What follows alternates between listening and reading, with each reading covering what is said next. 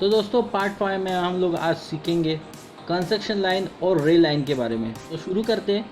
तो दोस्तों construction line को एक्स लाइन भी कहा जाता है। तो आइए जान लेते हैं कंस्ट्रक्शन लाइन किस चीज़ के लिए यूज़ होती है। पहला है ड्राइंग में प्रोजेक्शन के लिए, दूसरा डायरेक्शन के लिए और तीसरा रेफरेंस के लिए। अभी देख लेते हैं ये आपको कहाँ कहाँ से मिलेगी। स्क्रीन पे पैनल दिखाई दे रहा है। पैनल में होम में आपको ड्रॉ सेक्शन दिखाई दे रहा है, वहाँ पे आपको एक्स लाइन मिलेगी। वही है मेनू बार में ड्रॉ सेक्शन में आपको एक्स लाइन मिलेगी। एक्स लाइन को कंस्ट्रक्शन लाइन भी कहा जाता है। और तीसरा इसका शॉर्ट कमांड है XL इंटर। ओके दोस्तों, तो आइए जान लेते हैं ये काम कैसे करती है।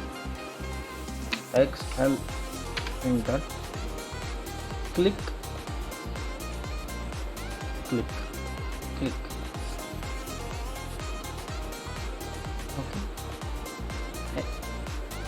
एग्जिट होने के लिए एक्सेप्ट दबाइए।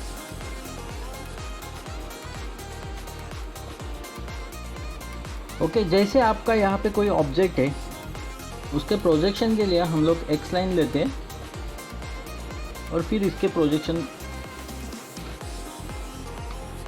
मार्क करेंगे, बराबर। अभी इसके प्रोजेक्शन लेने के लिए हमें हर बार एक्स लाइन सिलेक्ट करनी पड़ेगी।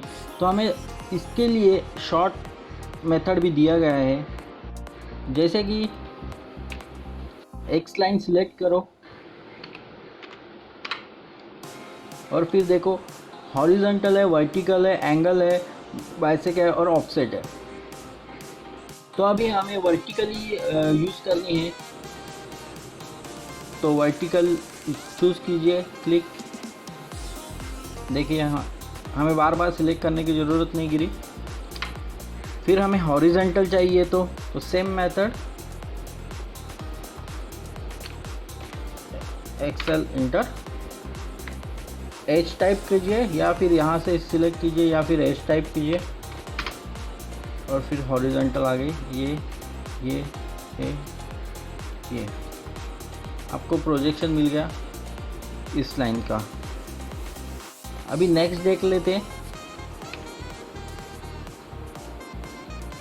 एंगल। अभी हमें एंगल में एक्स लाइन चाहिए, किसी तरह से एंगल में प्रोजेक्शन चाहिए, तो वो कैसे लेंगे एक्स लाइन के थ्रू। तो सेम मेथड है, सिलेक्ट कीजिए एक्स लाइन, फिर एंगल ए प्रेस कीजिए या फिर यहाँ से प्रेस कीजिए एंगल। फिर कह रहा है ये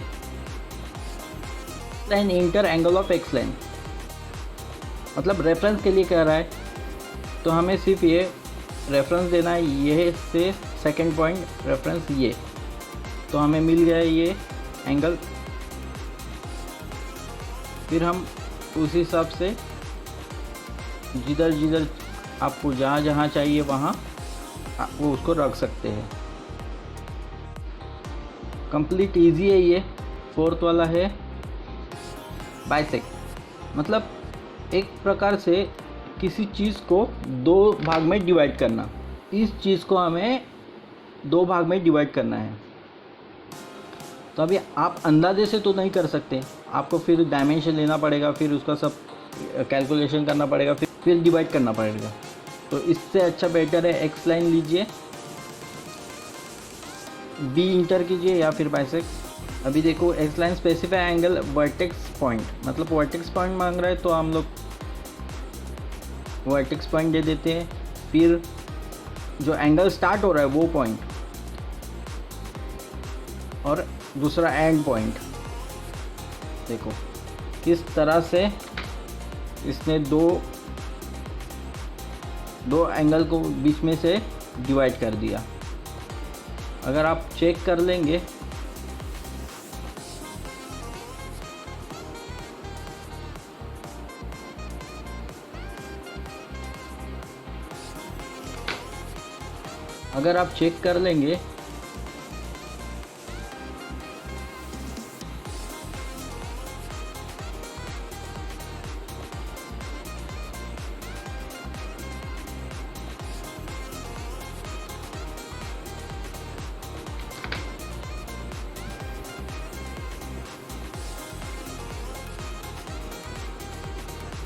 सेम पार्ट में उसने डिवाइड कर दिया।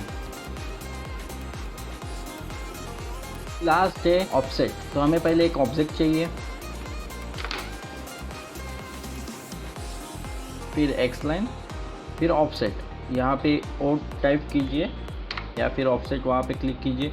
अभी कितना डिस्टेंस पे हमें ये चाहिए, अभी आपके हिसाब से आप डालिए।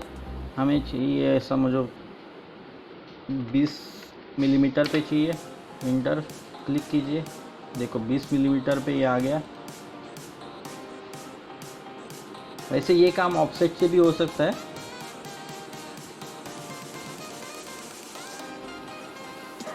ओके,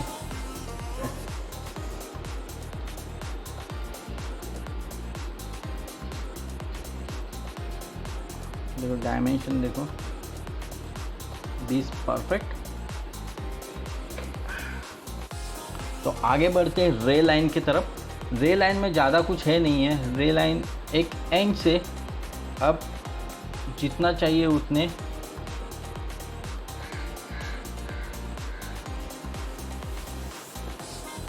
रेफरेंस पॉइंट बना सकती है। एक्स लाइन और रे लाइन का एंड आपको मिलेगा नहीं। रे लाइन में वन साइड का एंड होता है लेकिन दूसरा साइड का एंड नहीं होता है, और एक्स लाइन में दोनों साइड का एंड नहीं होता है।